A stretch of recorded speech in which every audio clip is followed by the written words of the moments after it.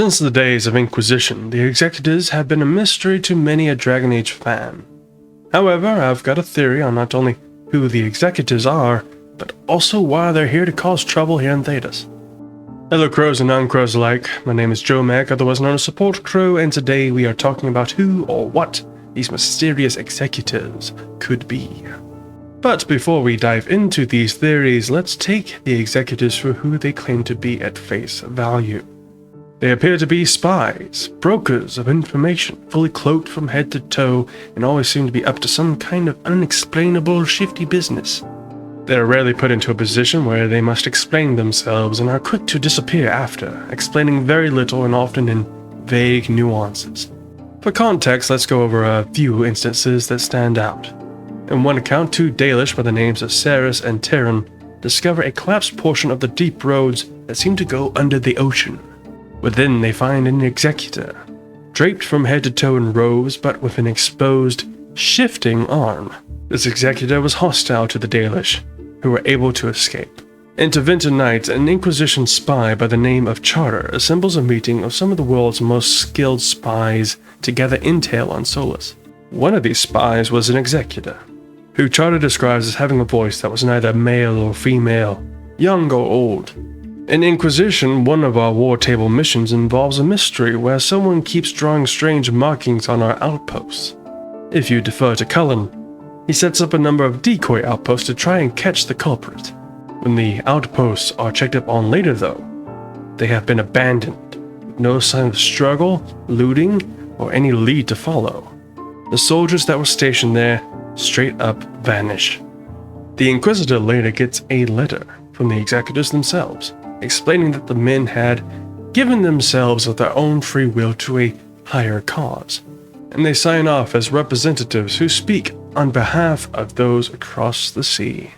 In Veilguard, we get as close as we ever get to the Executors, through these strange circles left in Olivan Forest, the Necropolis Halls, and the Revenant Dragon Lair in the Crossroads, each with its own cryptic message.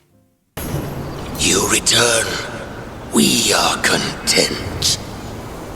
Why are you here? What do you want? Not now. Not yet. We will show you. Soon. This just gets weirder every time.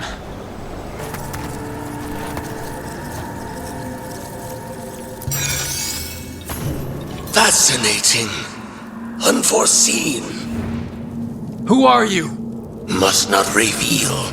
Must not alarm. Soon, though. Very soon. And last but not least, the secret ending that triggers when you find all three of these circles. The storm quelled. The sun dimmed. The wolf defanged. At last, we have balanced.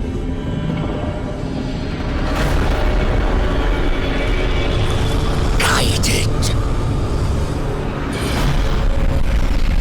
Whispered. And soon, the poisoned fruit ripens.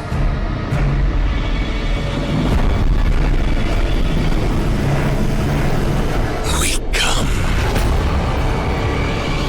In the secret ending, the Executors claim to be the ones pulling on the threads in this world's most dire conflicts. The last of the Evanuras, Corypheus and the Breach, the Mage-Templar War, Logain's betrayal of King Kalen, and last but not least, the corruption of the Golden City. And after all of this, one question remains.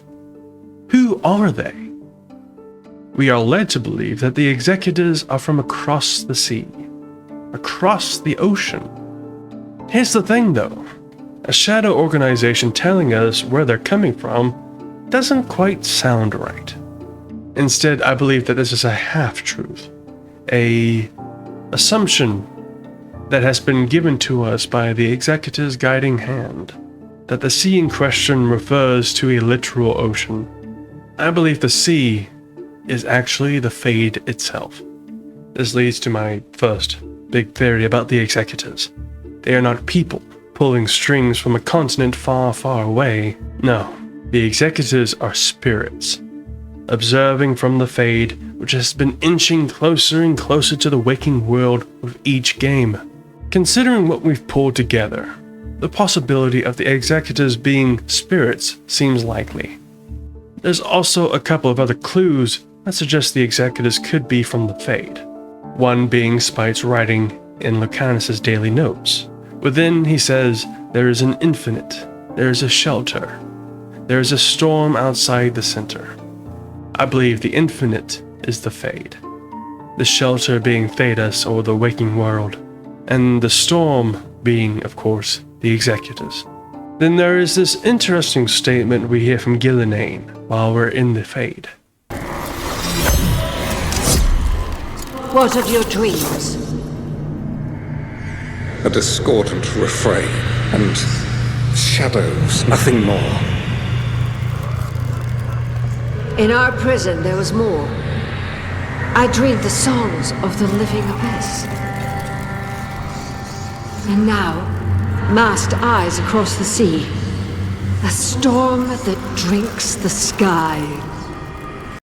If the Executors are just mortal beings pulling strings from another continent, then how could they have such an effect on Spite and Gillenane and other spirits? If the Executors are not spirits, I'll eat my tin hat.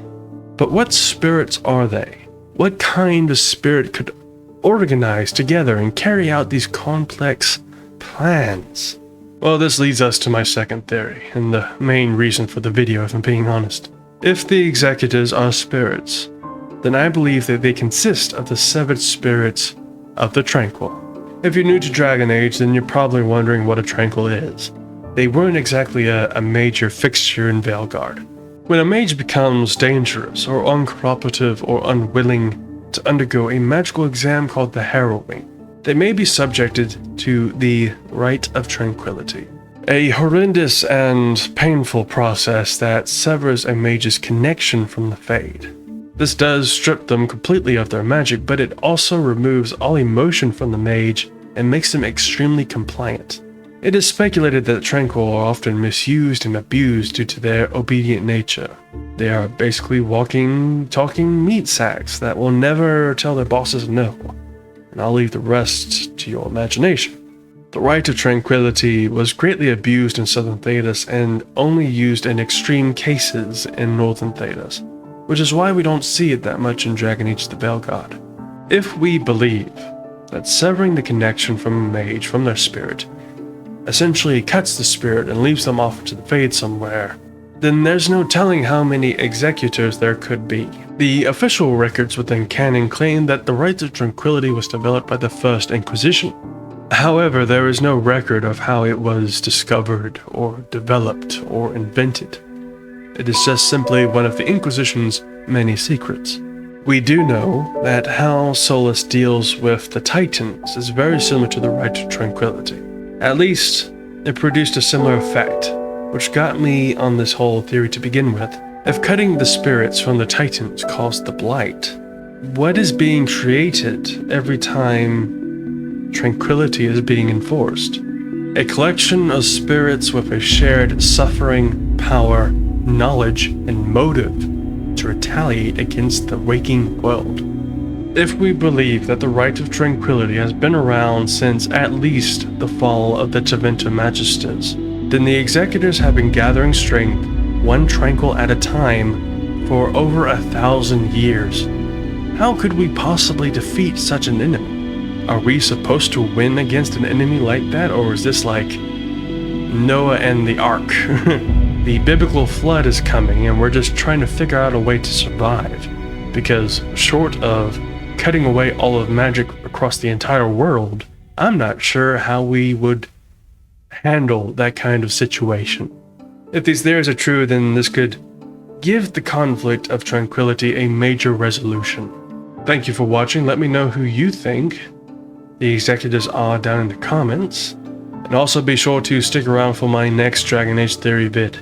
An otherworldly force requires an otherworldly protagonist, and in this theory, I think is going to blow your socks off. Until then, be safe, be well, be kind. Bye-bye.